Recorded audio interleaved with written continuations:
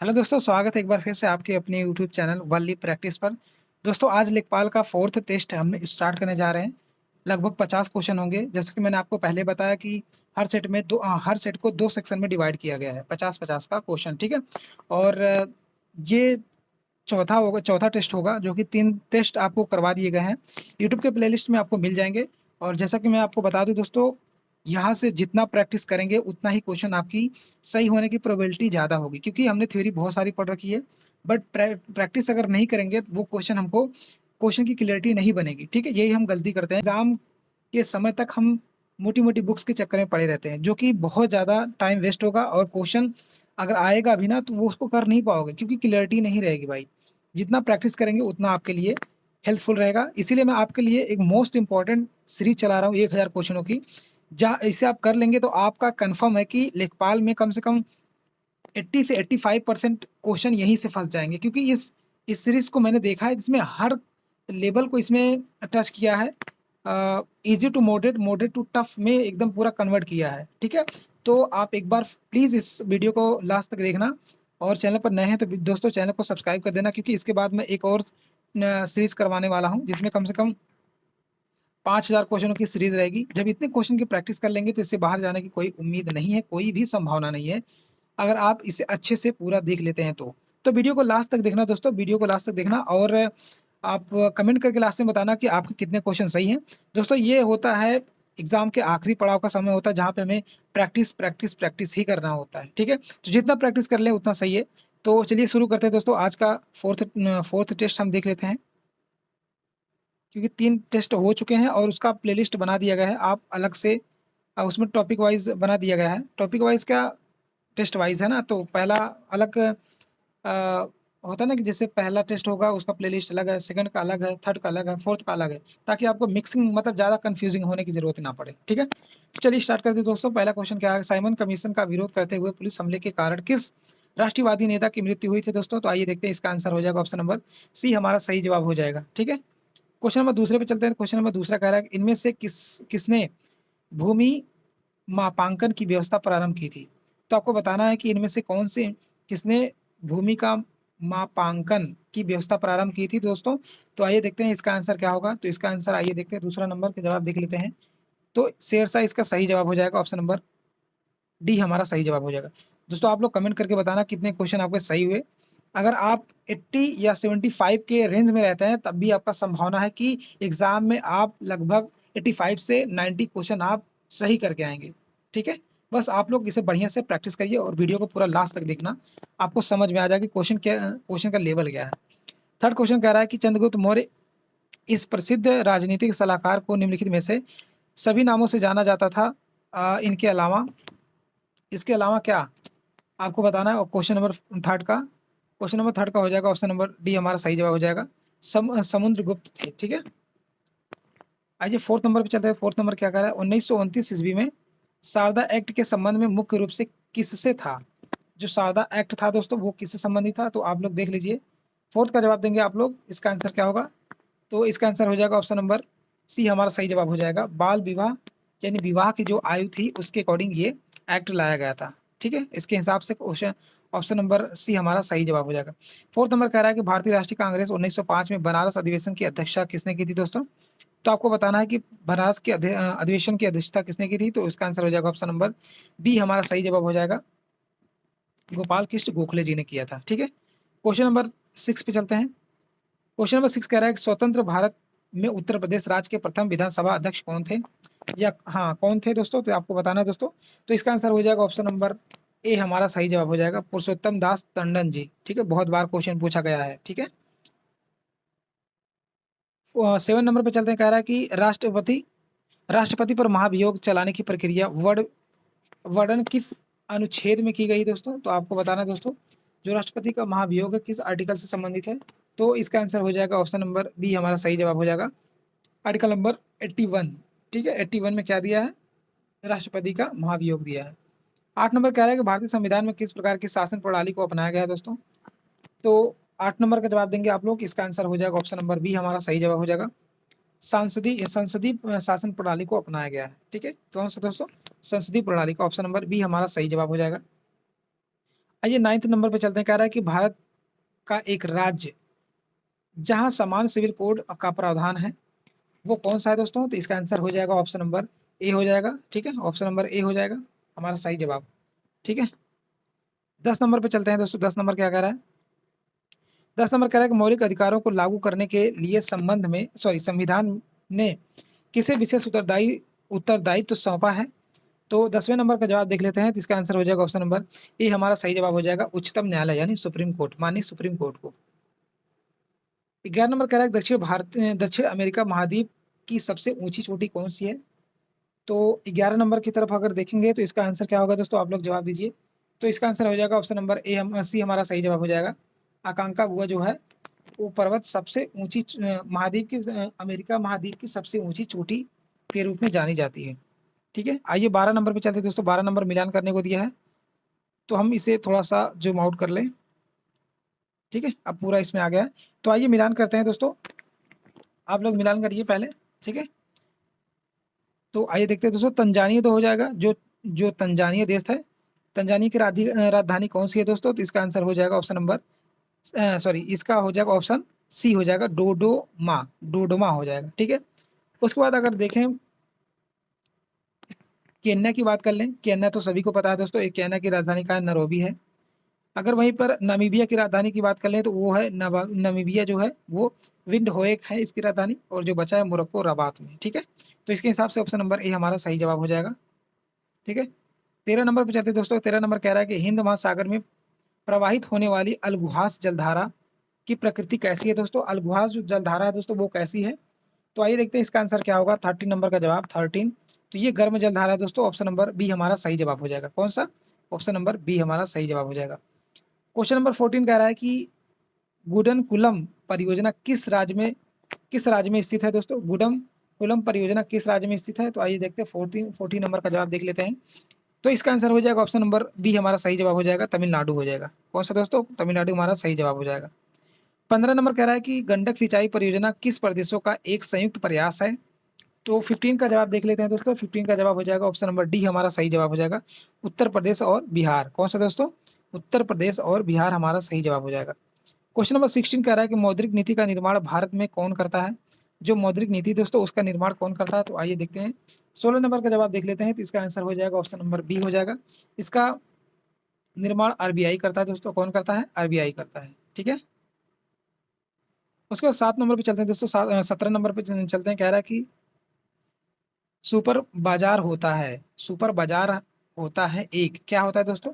तो 17 नंबर की बात कर लें तो इसका आंसर हो जाएगा ऑप्शन नंबर बी हमारा सही जवाब हो जाएगा, फुटकर विक्रय संगठन होता है। क्या होता है दोस्तों? फुटकर विक्रय संगठन होता है। 18 नंबर की बात कर लें, 18 नंबर पे चलते हैं दोस्तों। 18 नंबर कह रहा है कि भारत में महिला समृद्धि योजना शुरू की गई थी। जो भारत में महिला समृद्धि योजना शुरू की गई थी दोस्तों, कब शुरू की गई थी? तो ये शुरू किया गया था 1993 में। इसका आंसर हो जाएगा ऑप्शन नंबर बी हमारा सही जवाब हो जाएगा, ठीक है? 19 नंबर की बात कर लेते हैं, 19 नंबर पे चलते हैं दोस्तों। 19 नंबर क्या कह रहा है? कह रहा है किस पंचवर्षीय योजना को योजना अवकाश की संज्ञा दी गई? तो आपको बताना है कि कौन सी पंचवर्षीय योजना थी दोस्तों जिसे अवकाश की संज्ञा दी गई थी। तो इसका आंसर हो जाएगा ऑप्शन नंबर ए हमारा सही जवाब हो जाएगा, 1966 से 1969 की वार्षिक योजना को क्या कहा गया था? योजना अवकाश की संज्ञा दी गई थी, ठीक है? 20 नंबर की बात कर ले दोस्तों, आइए देखते हैं 20 नंबर कौन सा क्या कह रहा है? 20 नंबर कह रहा है कि सतत विकास लक्ष्यों यानी एसडीजी जो गोल है दोस्तों, उसको किस वर्ष तक प्राप्त करने का लक्ष्य रखा गया है? तो ये सभी लोगों ने पढ़ा होगा, हर बार इस क्वेश्चन से रिलेटेड ये लक्ष्य जरूर देता है। तो 20 नंबर की बात कर ले तो इसका आंसर हो जाएगा ऑप्शन नंबर सी हमारा सही जवाब हो जाएगा, 2030, ठीक है? 2030 में क्या किया है? लक्ष्य को निर्धारित किया है। उसके बाद कह रहा है कि 21 dot dot dot chromosome Turner syndrome में प्रभावित होते हैं। जो क्रोमोसोम होता है वो टर्नर और सिंड्रोम में प्रभावित होता है, मतलब क्या कितने से प्रभावित होता है? तो ये हो जाएगा ऑप्शन नंबर डी हमारा सही जवाब हो जाएगा, 45 से प्रभावित होता है, ठीक है? क्वेश्चन नंबर अगले पे चलते हैं। क्वेश्चन नंबर 22 कह रहा है कि भारत मनुष्य में कितनी जोड़ी स्पाइनल तंत्रिकाएँ पाई जाती हैं? तो 22 नंबर की जो बात कर लेते हैं तो इसका आंसर हो जाएगा ऑप्शन नंबर बी हो जाएगा, 31, 31 तंत्रिकाएँ पाई जाती हैं। इस 31 तंत्रिकाएँ पाई जाती हैं, तो इसके हिसाब से ऑप्शन नंबर बी हमारा सही जवाब हो जाएगा। 23 कह रहा है निम्नलिखित में से कौन-सा विटामिन लाल रक्त कोशिकाओं के निर्माण में महत्वपूर्ण भूमिका निभाता है। तो 23 नंबर का जवाब देख लेते हैं दोस्तों, तो इसका आंसर हो जाएगा ऑप्शन नंबर डी हमारा सही जवाब हो जाएगा, विटामिन बी 12 हो जाएगा। कौन सा दोस्तों? विटामिन बी 12 हमारा सही जवाब हो जाएगा। आइए आगे देखते, कह रहा है कि एक निष्क्रिय टर्मिनल का विद्युत विद्युत घटक है जो सर्किट परिपथ तत्व के रूप में विद्युत प्रतिरोध लागू करता है। तो 24 का जवाब देख लेते हैं दोस्तों, तो इसका आंसर हो जाएगा ऑप्शन नंबर ए हमारा सही जवाब हो जाएगा, प्रतिरोधक। कौन सा दोस्तों? प्रतिरोधक। ऑप्शन नंबर ए हमारा बिल्कुल सही जवाब हो जाएगा। ठीक है दोस्तों, वीडियो को ज़्यादा से ज़्यादा शेयर करना प्लीज़, आप लोग इसे सपोर्ट करके आगे बढ़ाइए दोस्तों। इस पे हर टाइप के आपको फ्री में प्रैक्टिस करवाए जाएंगे, कोई इस पर फी वगैरह कुछ नहीं लिया जाएगा। ये सिर्फ आप लोगों के लिए ही बनाया गया है, ताकि आप थ्योरी तो बहुत पढ़ते हैं दोस्तों, प्रैक्टिस नहीं कर पाते हैं। तो मैं प्रैक्टिस का इस चैनल का मेन पर्पस है केवल प्रैक्टिस कराना। जितना प्रैक्टिस करेंगे क्वेश्चन की क्लैरिटी उतना ही ज़्यादा आएगी और आप एग्जाम में क्वेश्चन को सही करने में सक्षम रहेंगे। ठीक है, आइए 25 पे चलते हैं दोस्तों। कह रहा है कि जब जल जमता है तो इसका घनत्व होता है, क्या होता है दोस्तों? इसका घनत्व बढ़ता है, घटता है, समान रहता है कि शून्य हो जाता है? तो 25 की बात कर लें तो इसका आंसर हो जाएगा ऑप्शन नंबर सी हो जाएगा, घटता है। जब जल जमेगा तो जाहिर सी बात है दोस्तों घटेगा। ठीक है, ये सबने देखा होगा। आगे चलते हैं 26 पे जो दोस्तों चलते हैं। कह रहा है कि पूंजीवादी कृषि प्रणाली में खेती कैसी कैसे की जाती है? जो पूंजीवादी कृषि प्रणाली होती है दोस्तों, उसमें खेती को कैसे किया जाता है आपको बताना है। 26 का जवाब, तो इसका आंसर हो जाएगा ऑप्शन नंबर बी हमारा सही जवाब हो जाएगा, श्रमिकों की सहायता और स्वयं के निर्देशों से। ठीक है, क्वेश्चन नंबर 27 कह रहा है कि ग्रामीण पुनर्निर्माण मंत्रालय का गठन किस वर्ष किया गया था? ग्रामीण पुनर्निर्माण मंत्रालय का गठन किस वर्ष किया गया था? तो 27 नंबर की बात कर लें तो इसका आंसर हो जाएगा ऑप्शन नंबर बी हमारा सही जवाब हो जाएगा, 1979 में। ठीक है, 1979 में। सिलेक्शन लोगों का जल्दी सिलेक्शन क्यों हो जाता है दोस्तों? क्योंकि वो लोग टेस्ट दे करके रिवाइज करते हैं। टेस्ट के माध्यम से अगर रिवाइज करेंगे तो वो चीज़ें आपको टारगेटेड हो जाती है, आपको फालतू अनावश्यक चीज़ें पढ़ने की ज़रूरत नहीं पड़ती है। इसलिए क्वेश्चन लगाइए, चाहे प्रैक्टिस सेट करिए, चाहे पीवाईक्यू लगाइए, क्वेश्चन के माध्यम से आप रिवाइज करेंगे तो लोग क्यों सिलेक्शन जल्दी पा लेते हैं? क्योंकि वो उनकी प्रैक्टिस बहुत ज़्यादा जोरदार होती है। ठीक है, हम लोग क्या करते हैं कि केवल थ्योरी पढ़ते रह जाते हैं, और थ्योरी पढ़ने से आजकल कुछ होने वाला नहीं है। जब तक आप प्रैक्टिस नहीं करेंगे तब तक आप कुछ आगे नहीं बढ़ सकते हैं। तो जो सिलेक्शन लेते हैं उनका मेन पर्पस यही होता है कि वो टारगेटेड पढ़ते हैं। टारगेटेड का मतलब होता है कि प्रैक्टिस करते हैं, प्रैक्टिस में जो गलत होता है बस उसी को रिवाइज करते हैं, अनावश्यक चीज़ें फालतू नहीं पढ़ते हैं। इसीलिए वो आते हैं 1 साल में 2 साल में अपना सिलेक्शन लेकर चले जाते हैं, और बाकी के लोग वहीं में लगे रहते हैं, इधर थ्योरी पढ़ते हैं इधर भूल जाते हैं। प्रैक्टिस से डर लगता है, तो जितना डरेंगे उतना ही आप सिलेक्शन से दूर जाएंगे। इसलिए कम पढ़ो बट प्रैक्टिस बहुत ज़्यादा करना है। ठीक है, ताकि जो पढ़ो कि उसको एकदम मुजबानी याद रहे कि हाँ, कि मैंने कोई चीज़ पढ़ा है। क्या होता है दोस्तों, इसमें कम पढ़ोगे, अगर अच्छे से पढ़ोगे ना तो उसमें कॉन्फिडेंस बहुत ज़्यादा आता है। जब कॉन्फिडेंस आता है ना तो समझ लो कि बहुत अच्छे-अच्छे क्वेश्चन नहीं आते, वो भी सॉल्व हो जाते हैं। ठीक है, तो 28 पे चलते हैं दोस्तों। कह रहा है कि बलवंत राय मेहता समिति की नियुक्ति किस वर्ष की गई थी? तो जो बलवंत राय मेहता जी थे, उनकी नियुक्ति किस वर्ष की गई थी? तो 28 नंबर का जवाब देख लेते हैं। तो इसका आंसर हो जाएगा ऑप्शन नंबर सी, इसका सही जवाब हो जाएगा। ठीक है, 29 पे चलते हैं। कह रहा है कि प्रधानमंत्री जनधन धान्य कृषि योजना का शुभारंभ कब किया गया? तो 29 की बात कर लेते हैं दोस्तों। 29 का जवाब हो जाएगा ऑप्शन नंबर बी हमारा सही जवाब हो जाएगा, 11 अक्टूबर 2025 को। कब किया गया था? 11 अक्टूबर 2025 को। तो बी आंसर हमारा सही जवाब हो जाएगा। 30 कह रहा है कि उत्तर प्रदेश में विरासत वृक्षों के संरक्षण के लिए जुलाई 2024 में कौन सी योजना लागू की गई थी? तो 30 नंबर की बात कर ले तो इसका आंसर हो जाएगा ऑप्शन नंबर बी हमारा सही जवाब हो जाएगा, हेरिटेज ट्री अडॉप्शन योजना को शुरू किया गया था। क्वेश्चन नंबर 31 कह रहा है कि 8 दिसंबर 2025 को पशुओं के अधिकार के लिए लड़ने वाले संगठन पेटा इंडिया ने किसे 2025 के person of the year award से नामित किया गया है या चुना गया है? तो 31 नंबर की बात कर लें तो इसका आंसर हो जाएगा ऑप्शन नंबर बी हमारा सही जवाब हो जाएगा, रवीना टंडन को। किसको दोस्तों? रवीना टंडन को। ऑप्शन नंबर बी हमारा सही जवाब हो जाएगा। 32 कह रहा है दिसंबर 2025 को पहला फीफा शांति पुरस्कार 2025 किसे प्रदान किया गया दोस्तों? तो 32 की बात कर लें तो इसका आंसर हो जाएगा ऑप्शन नंबर ए हमारा सही जवाब हो जाएगा, डोनाल्ड ट्रंप को। किसको दोस्तों? डोनाल्ड ट्रंप को। आगे देखते हैं दोस्तों। कह रहा है कि champion of the earth award 2025 से संबंधित निम्नलिखित कथनों पर विचार करना है। इसमें थोड़ा सा कथन कारण दिया है, सॉरी कथन ऑप्शन दिया है। तो कह रहा है कि पहला 10 दिसंबर 2025 को संयुक्त राष्ट्र पर्यावरण कार्यक्रम ने 2025 के लिए इस अवार्ड के विजेता की घोषणा की है। दूसरा कह रहा है कि इस वर्ष भारत की सुप्रिया साहू को यह अवार्ड प्रदान किए जाने की घोषणा की गई है। तो आपको सही बताना है और यहाँ पे थोड़ा मार्क कर लेना दोस्तों एग्जाम में कि बहुत क्वेश्चन यहाँ पे आते हुए गलत हो जाते हैं, क्योंकि उसमें नहीं पूछता है तो हम लोग सही बताते हैं और सही पूछता है तो हम लोग नहीं बताते हैं। ये बहुत बड़ी भूल हो जाती है, क्योंकि आते हुए क्वेश्चन जब गलत होते हैं ना तो फिर हमें सिलेक्शन से क्वेश्चन दूर हो जाते हैं, कोई मतलब संभावना ही नहीं कि हमारा कुछ चांस बनेगा। ठीक है, तो ये क्वेश्चन आपको ये जो यहाँ पे दिया होता है ना उसको थोड़ा सा ध्यान रखना है। तो इसका आंसर हो जाएगा ऑप्शन नंबर सी हमारा सही जवाब हो जाएगा, दोनों ऑप्शन सही है। 34 कह रहा है कि अक्टूबर 2025 में प्रसिद्ध शेफ ऑफ लेखक संजीव कपूर को किस संस्था द्वारा 2025 में शीर्ष कृषि खाद्यान्न अग्रदूत यानी टैब के रूप में सम्मानित किया गया। तो 34 की बात कर ले तो इसका आंसर हो जाएगा ऑप्शन नंबर ए हमारा सही जवाब हो जाएगा, world food world food prize foundation. 35 की बात कर ले दोस्तों, 35 की तरफ चलते हैं। कह रहा है 1 नवंबर 2025 को कौन सा राज्य भारत का पहला चरम गरीबी मुक्त राज्य बना। तो आइए देखते हैं 35 की बात कर ले तो केरल की बात हो जाएगा इसका सही आंसर। तो यही जो है चरम गरीबी मुक्त राज्य बना है कौन दोस्तों, केरल हुआ है। 33 कह रहा है ग्रीन हाउस प्रभावी संकल्पना की थी, किसने किया था संकल्पना। तो 36 का जवाब देख लेते हैं, तो इसका आंसर हो जाएगा ऑप्शन नंबर सी हो जाएगा, जोसेफ फोरियन ने। फोरियर ने दोस्तों थोड़ा सा हल्का धुंधला आया, बाकी मैं आपको बता दे रहा हूँ। ठीक है, जोसेफ फोरियन इसका सही जवाब हो जाएगा ऑप्शन नंबर सी। उसके बाद मिलान करने को दिया दोस्तों 37 को, आइए देखते हैं इसको मिलान करते हैं। आप लोग ट्राई करिए 37 का मिलान करिए। तो आइए देखते हैं दोस्तों, कह रहा है कि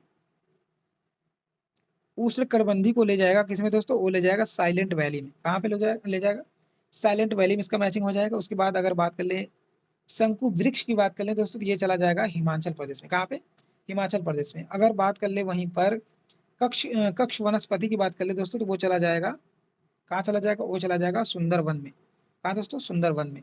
और पतझड़ वन की बात कर ले तो वो सीधे चला जाएगा राजस्थान में। कहाँ चला जाएगा, राजस्थान चला जाएगा। तो 37 नंबर की बात करें तो इसके हिसाब से ऑप्शन नंबर डी हमारा सही जवाब हो जाएगा। ठीक है, आगे चलते हैं दोस्तों। आगे कह रहा है 38 की बात कर ले। 38 कह रहा है कि वायुमंडल में उपस्थित ओजोन द्वारा निम्नलिखित विकिरण अवशोषित किया जाता है। क्या अवशोषित करता है दोस्तों। 38 की बात करें तो इसका आंसर हो जाएगा ऑप्शन नंबर सी, ये पैरा बैगनी को अवशोषित करता है। किसको दोस्तों, पैरा बैगनी को। ऑप्शन नंबर सी हमारा सही जवाब हो जाएगा। क्वेश्चन नंबर 39 कह रहा है कि भारत पर्यावरण सॉरी भारत कहाँ से आ गया है, कोई बात नहीं, इंडिया तो हमारा है, आ जाता है। पर्यावरण के परीक्षण एवं संरक्षण हेतु पर्यावरण संरक्षण अधिनियम भारत सरकार द्वारा कब पारित किया गया था। दोस्तों ये सिंपल सी बात है, देखो क्वेश्चन को कितना घुमा कर पूछा है। सिंपल सा क्वेश्चन था, बट यही होता है ना पूछने की स्टाइल। इसका आंसर ऑप्शन नंबर ए हमारा सही जवाब हो जाएगा, पर्यावरण संरक्षण अधिनियम। डायरेक्ट भी पूछ सकता था, बट देखो इसको कैसे घुमा के पूछा है, पर्यावरण के परिरक्षण और संरक्षण हेतु पर्यावरण संरक्षण अधिनियम। बताओ, यहाँ कंफ्यूजन डाल देगा। तो अगर आप प्रैक्टिस करे रहेंगे तो कोई कंफ्यूजन नहीं रहेगा दोस्तों। तो आपको इसमें से बताना है दोस्तों कौन से सही सुमेलित हैं, इसमें से बताना है। ठीक है, 40 नंबर की बात करें तो आइए देखते हैं दोस्तों। हाँ, तो इसमें देख लेते हैं 40 नंबर की बात करें तो इसका आंसर हो जाएगा ऑप्शन नंबर सी। ठीक है, सी हमारा सही जवाब हो जाएगा। ठीक है, उसके बाद 41 कह रहा है कि पारिस्थितिकी नशे निशे आला की संकल्पना को प्रतिपादित किया था। किसने प्रतिपादित किया था, देखते हैं दोस्तों। 41 की बात कर ले तो इसका आंसर हो जाएगा ऑप्शन नंबर ए हमारा सही जवाब हो जाएगा, ग्रीनेल ग्रीनेल हमारा सही जवाब हो जाएगा। ठीक है, 42 कह रहा है कि निम्नलिखित में से किस देश को दुनिया में कार्बन निगेटिव देश के रूप में माना गया है दोस्तों। तो इसका आंसर हो जाएगा ऑप्शन नंबर सी हमारा सही जवाब हो जाएगा, भूटान को माना गया है। ठीक है, क्वेश्चन नंबर 43 कह रहा है निम्नलिखित में से कौन सा स्ववासन संरक्षण रणनीति का उदाहरण नहीं है। स्ववासन संरक्षण रणनीति का उदाहरण नहीं है दोस्तों। तो 43 का जवाब देख लेते हैं, तो इसका आंसर हो जाएगा ऑप्शन नंबर बी हमारा सही जवाब हो जाएगा, वनस्पति बाग। वनस्पति बाग हमारा सही जवाब हो जाएगा। 44 थोड़ा सा यहाँ पे भी थोड़ा गड़बड़ इसमें दिख रहा है, बाकी मैं पढ़ने का प्रयास करता हूँ। कह रहा है कि पारिस्थितिकी संक्रमण अवधारणा का सर्वप्रथम प्रयोग किया गया था? किसके द्वारा? तो 44 का जवाब देख लेते हैं, तो इसका आंसर हो जाएगा ऑप्शन नंबर ए हमारा सही जवाब हो जाएगा, बेनेट द्वारा। बेनेट, ये दोस्तों क्या है? बेनेट है, बेनेट, ठीक है? बेनेट द्वारा किया गया था, तो ऑप्शन नंबर बी हमारा सही जवाब हो जाएगा। कह रहा है कि वन अनुसंधान संस्था स्थित है दोस्तों, वन अनुसंधान संस्था कहाँ स्थित है? तो इसका आंसर हो जाएगा ऑप्शन नंबर ए हो जाएगा, देहरादून में स्थित है। यहाँ पे जो डीआई करके दोस्तों, डीआई करके दिया है, तो आप लोग इसको अच्छे से देख लेना।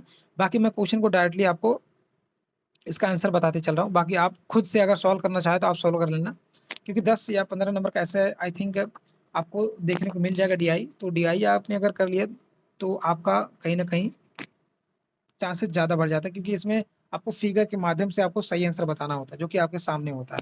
कह रहा है कि सभी 10 शहरों को मिलाकर अल्फा और गामा उपयोग उपयोगकर्ताओं की औसत संख्या कितनी है दोस्तों? तो 46 नंबर की बात कर लें, तो आइए देखते हैं इसका आंसर क्या होगा। तो ऑप्शन नंबर सी हमारा सही जवाब हो जाएगा, 547.5 हमारा सही जवाब हो जाएगा।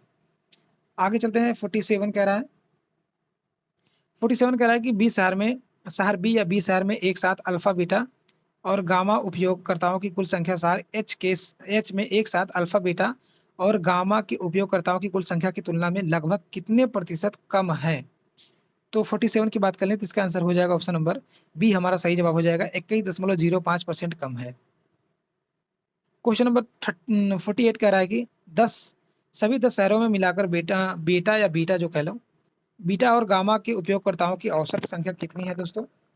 तो इसकी औसत संख्या है दोस्तों ऑप्शन नंबर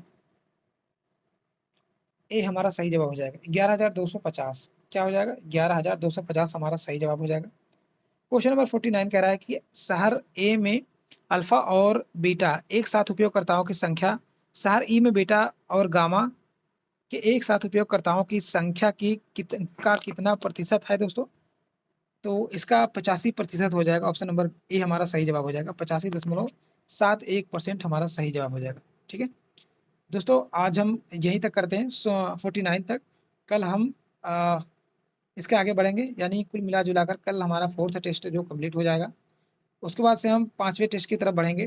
तो मैं आप लोगों को विश्वास दिलाना चाहता हूँ दोस्तों, एक बार इसे अच्छे से कर लेना, क्योंकि मैं वही प्रैक्टिस करवाता हूँ जो बहुत ज़्यादा रेलिवेंट होते हैं, जो कि एग्ज़ाम में आने की पॉसिबिलिटी ज़्यादा होती है। ठीक है, तो वीडियो को जो दोस्तों ज़्यादा से ज़्यादा शेयर करना, और चैनल पर नए हैं तो प्लीज़ चैनल को लाइक करके चैनल को सब्सक्राइब कर देना, और अपना प्यारा सा कमेंट देना ना भूलें। और एक बात हाँ, कि आपने बताना है कि कितने क्वेश्चन सही हैं, कितने क्वेश्चन गलत हुए हैं, ताकि हमको अंदाज़ा लग सके कि आप कितने एवरेज में हैं इस समय। उसी हिसाब से मैं आगे वाला जो टेस्ट सीरीज़ है उसको सॉल्व कराने की पूरी तरीके से कोशिश करूँगा। लगभग 5000 क्वेश्चनों की टेस्ट सीरीज़ रहेगी। बाकी इस 1000 को कंप्लीट कर लेते हैं। ठीक है? जितना प्रैक्टिस कर लेंगे उतना ही ज़्यादा हमारे लिए कारगर साबित होगा। दोस्तों, वीडियो कैसा लगा आप लोग ज़रूर बताना। ठीक है? तो अपने भाई को सपोर्ट करिए दोस्तों, इस चैनल को और आगे ले जाइए। इस पे फ्री ऑफ कॉस्ट आपको हर टाइप के सेशन को देखने को मिलेगा, चाहे लेखपाल हो, हाई कोर्ट, आरओ हो, चाहे टेट हो, सुपर टेट हो, लूसेंट की आपकी सीरीज चल रही 10 से 15,000 क्वेश्चनों की, तो आपको सभी इस पे दिया जाएगा, सिर्फ फ्री में दिया जाएगा। इसमें कोई भी कास्ट नहीं लिया जाएगा। ये चैनल दोस्तों अ, आपके माध्यम से सभी लोगों के पास पहुँचाया जाएगा। ठीक है? यानी यूट्यूब के माध्यम से, आपके माध्यम से। तो आज के सेशन को बस यहीं पर हम स्टॉप करते हैं। कल फिर से मिलेंगे नए सेशन में। तब तक के लिए जय हिंद, वंदे मातरम दोस्तों।